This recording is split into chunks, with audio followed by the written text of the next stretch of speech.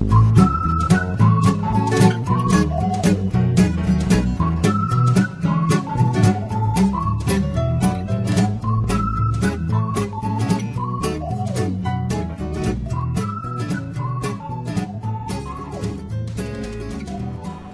feel a very unusual sensation.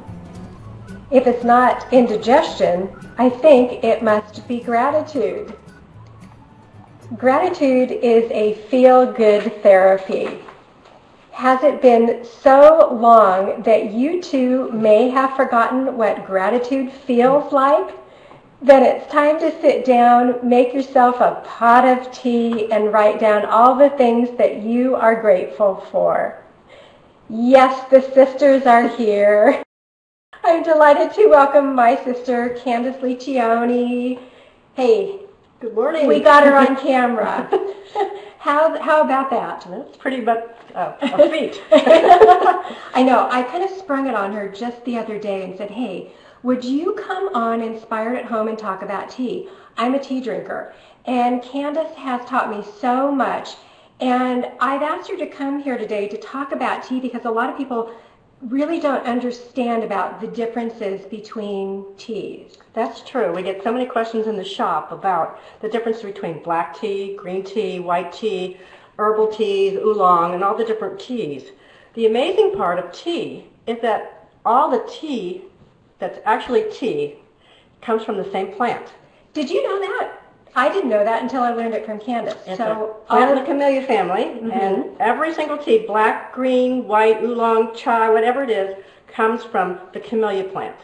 We want to take a close-up look at some of these teas. Okay, this is an oolong black tea. The one thing I wanted to show with all the teas is not a lot of difference in the colors of the different regular teas that come from the camellia plant. This is the oolong, and the only difference with the names of things are where they come from and how they're processed. So Darjeeling and oolong and white tea and whatever, it's all to do with where they are grown, how they're grown, and how they're processed. So this is the oolong. This is the oolong. It's a black tea. It's a lovely flavor. That one actually is an almond one. This is a Darjeeling, which is also a black tea. All teas that come from the camellia plant do have caffeine. Black teas have the most caffeine. Each tea has a different kind of caffeine, or a different amount of caffeine, and each black tea has a different flavor. So you would pick from the flavor. So a Darjeeling is going to be different than an oolong. And once again, these are all from the same plant. They are just dried and processed different. Black tea is oxidized. Green tea is partially oxidized. An oolong is partially oxidized, and green tea and white tea are very lightly processed. So speaking of green tea, this is a China green. This is a China green. So to show you that it doesn't look that much different than the different teas, it's a little greener, but the tea is not about color. You can't tell the tea, what kind of tea it is, by the color. So this is a green tea, and green teas at the moment are very, very popular for all their medicinal benefits. They're full of antioxidants, vitamins, and minerals. All of the teas do have medicinal properties. So any tea, black tea or white or oolong or any of them, do have medicinal properties. The green's really popular because it has less caffeine and it has a lot of antioxidants. So now we're looking at the white. This is called white peony. This is white peony. There are actually two different kinds. One's a black and one's a green. This is a green. But this is the most expensive of the teas. White tea is the most expensive because it is hand-picked. It is not very processed, but it's the top two immature leaves of the plant and unopened buds. And so it's expensive because it's hand-picked and especially processed. It has all the same properties. It doesn't have a lot of caffeine, but it does have caffeine. So once again, all of the teas we've just been talking about, those come from the same plant. They all have caffeine. A lot of people don't realize when you go into a restaurant, you ask for tea and you say you want herbal tea, a lot of those packages actually have caffeine in them. And so for those like me who do no caffeine at all, you have to watch that. Well, you have to ask for no caffeine herbal tea because herbal tea and tea bags in like restaurants can and do many times have green and black tea in them. So if you want a tea without caffeine at all, you have to go into herbal ones. And herbal is not from the camellia plant. Herbs are from all the different plants. This is chamomile, and these are chamomile flowers. As they dry, you cannot see the little white petals, but they're there. And the tea is made out of the chamomile flowers, and it has the most wonderful scent. And it's so relaxing and so wonderful. You make a pot of chamomile tea, and you can just like dive into it. It's just magnificent. Another popular herbal, of course, is in the mint family. One of Tiffany's favorites. Yes. Peppermint and Spearmint are one of her favorites. Wonderful digestive properties. All the spices that are herbs, cinnamon, star anise, peppermints, or whatever, are all digestive herbs, so they work for digestion. That's one of the reasons they have peppermint candies in restaurants, for the digestive properties. So peppermint tea works better than that, even without all the sugar. There's a tip for you today. I bet a lot of people didn't know. That's why they have peppermint candies at the restaurants.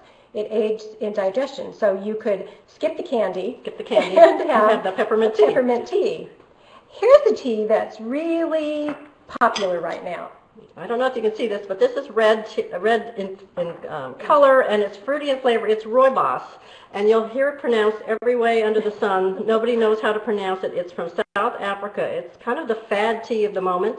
That and honeybush tea are both from South America. They're both very different flavors. They're very interesting. No caffeine. They're all herbal. I like them blended with another one or two herbs. I think it's a little strong on the rooibos, but a lot of people just love it. It's a very strong thing, but you usually put in peppermint, chamomile, roses, hibiscus, or something to give you a lovely beverage tea. But it's another one, high in antioxidants and very good for you. I like to blend this with lavender. Oh, that would be yummy. One of my favorites. So when I thought about talking about tea on today's show, I asked Candace if she would put together a special blend just for us that's all about gratitude. And you've come up with a winter gratitude blend that we are selling at shopcooltocraft.com. So what's in this? Well, this one, I made a couple blends, and this one's the one I like the best. This one's a nice warming winter tea. The first ingredient is ginger, which is, of course, yummy and very good for you and very warming to your body. It's a good, warm, fuzzy feeling. It also has birch bark, which is not a normal herb you'd put in tea, but it's a very good tonic herb. I added wild cherry bark, which is also another tonic herb and good for coughs and colds. Star anise is in there, a very warming aromatic spice that gives it a lot of flavor. Also cinnamon, another warming herb, good for digestion, very aromatic. Sarsaparilla, there's a little bit of that in there, which is a female tonic herb, not a whole lot in there, but just enough. Some orange peel, which is warm and stimulating and very good for digestion and gives it a lovely citrusy undertone. And finally, hibiscus. And we use hibiscus a lot because in beverage teas, it gives a lovely red color to the tea, and it's extremely flavorful. What a lot of people don't know what to do is how to actually brew the loose teas. Yes, that's always a problem in the shop. They go, oh, tea bags are so convenient. I don't know what to do with all that stuff floating in the cup. No, you're not supposed to float anything in your cup except put your tea into some kind of container, which is usually called a tea infuser. Now, this is the most simple tea infuser. So I'm going to use now, there's a question in the chat room. This is the Winter Gratitude Blend. You can buy this in 1 ounce or 2 ounce at shopcooltocraft.com. So I'm filling this. So you're filling this to your taste. A teaspoon or two. This only holds probably about 2 teaspoons full, and you're just going to fill it up to your taste and put it in your cup. And you're going to pour boiling water over it, and you're going to steep it a short period of time. You're going to have to decide what your personal taste is, but 45 seconds to 3 minutes is normal. But just check it every once in a while because sometimes it does get very strong very quickly. So that's the first kind of tea infuser. The second one that's even more popular is a cup infuser or a teapot infuser. This holds enough for a teapot or a cup. So if you were doing just the teacup, you would just put a teaspoon or two in the tea infuser. And I like this kind because it has a really fine mesh. Yes. So if you have a fine tea, it doesn't seep out into your cup. So this one too, you just pour the boiling water over it. You steep it for 45 seconds to 3 minutes, depending on the tea that's in there. take your infuser out and you have your cup of tea. The other thing that I love, this is my favorite, is an infuser cup. Let me show you. So there's what it looks like. It's a cup. A well-used. Yes. We drink out of this a lot. I dropped it on the floor. It has a lid and it has its own infuser. You can see all the holes, and so you do the same thing. You would put your 1 to 2 teaspoons of tea into the infuser, pour your boiling water over it, put the lid on it to steep it. Now the beauty of this cup is when you're done steeping, you take your infuser and place it on the top of the lid so it doesn't run all over the table. And you actually have these for sale at your studio. Yes, and they sell very well. They're very nice because they're self-contained, and you always have your infuser and the little plate to put it on. Right. There is a question in the chat room that's asking about what temperature water. We talk about boiling, but I think I've heard is that you want to bring it to a boil and then have it settle down for just a moment and then pour. Well, we don't pay any attention to that in the shop. We have a hot pot there that's on all the time. The water's hot.